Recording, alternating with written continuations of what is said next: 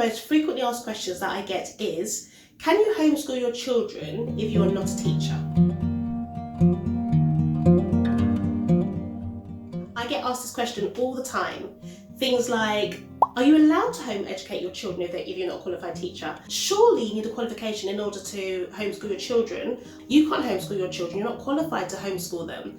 So, I think it sometimes can be quite demoralising for the parent, and it also can really lower their confidence in thinking that they're unable to teach their children. But I want to answer that question today, and the answer actually from the get-go is yes, of course you don't have to be a teacher in order to home educate your children. You don't need a degree, you don't need any qualifications. All you need to have is the ability to communicate with your child in some way. That's at the very basic level. If you've been parenting your child okay from the get-go, you just continue. So home education will just be an extension of what you already do at home. It's like I was saying, the main thing that you need for your child is the ability to love them, the ability to give them an environment, the ability to be able to feed them, to care for them, to talk to them, do all the things that you naturally do if you are a good parent. And I believe that most of us are good parents out there. There is exceptions to every single rule, but most of us are good parents out there. So I think parents in general, it's like I feel like we as parents need to take our power back. Whenever I read the news or listen to different articles, it's always saying things like, parents can't do this and parents are not equipped to do that. And I believe that parents actually are. And before there were schools, there were always parents. When you brought your child into the world, you didn't have a qualification, but yet you parented them. And it's just an extension of that.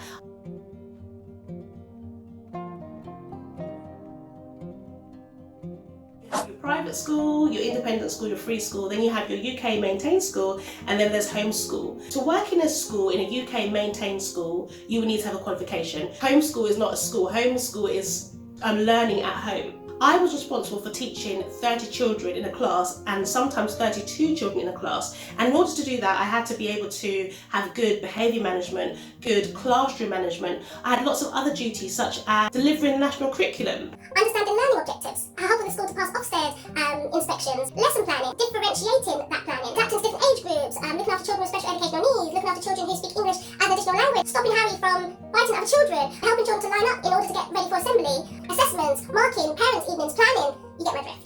Now don't get me wrong, some of the skills that I learned as a teacher I've also brought home. So many of the things that I'd learned there, I was able to use a lot of that with my teaching for my own children. However, another example is my children are now in high school. When I trained as a teacher, I trained for primary education. So really and truly, I would not be classed as being qualified to teach a 16-year-old or a 15-year-old or anything above 11, yet I still do. I teach my children this, and my oldest boy has managed to go off to sixth form to do his A-levels and his EPQ. And he was homeschooled for 6 years prior, but yet he was still okay to do that. The same for my other two children. My daughter wants to be a lawyer. She wants to go off straight to A-levels after homeschool, like from the age of 16. She wants to go off to A-levels, but I have no issues in knowing that I will get her there.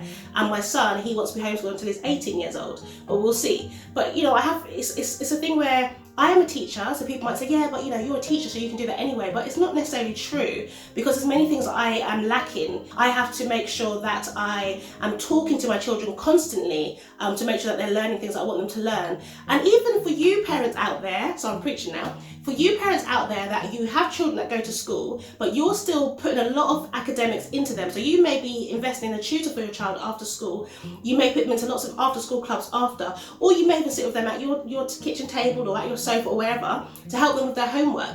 I found that as a teacher, many of my students' homework was neater than the work that they were producing in class, because parents have a certain way about them where they know, you know what, this work is messy, I want you to fix it, write it again a few more times. And in school we might say, okay, we've only got like a short amount of time, they've got 20 minutes to write this task, we want the ideas to get down on the paper, and we're not too worried about that one skill in this lesson. But parents will complain that, but they know that, they can do that at home, they don't do that at home. Or we'll say, yeah, but your child acts this way at school. So it's like we have to kind of be in partnership to work with each other. Because now you have to understand that asking that question, it's the same as really asking the question of, should parents be qualified in order to have a child, or should parents be stripped of their right to be able to be fruitful and multiply? Now that's a whole nother debate, but actually there are people out there that do believe that you should be qualified in order to be able to have a child. That means that they would like maybe some state intervention to come in there and control that process. And I think the real question lies in the fact that we all understand that it's a process that we go through. There's a process that we go through in everything.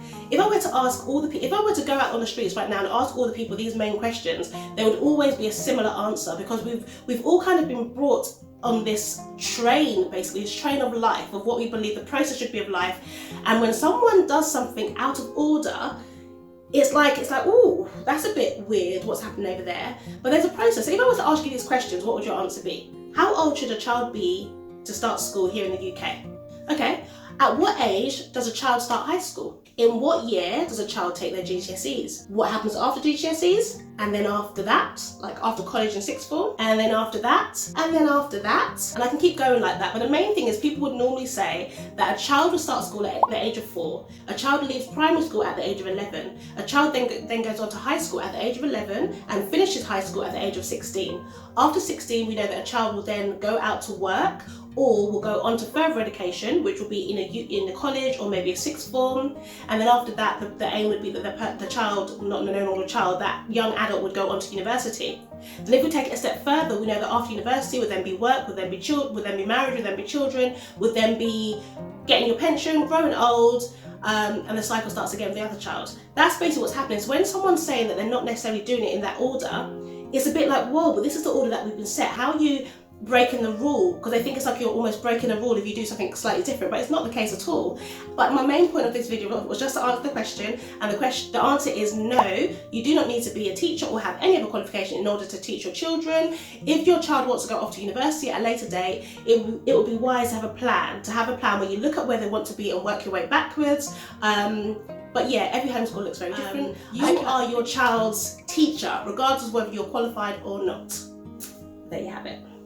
I hope you liked that video. If you are a homeschooler and you've been asked this question several times, or people have spoken down to you because you homeschooled your child and you haven't got the qualification, comment down below. Or if you're guilty of maybe judging someone that's home educating their children because they didn't have a lack of education, comment down below. It'll be good to get the conversation started. All right, I'll see you tomorrow for the next video. Goodbye.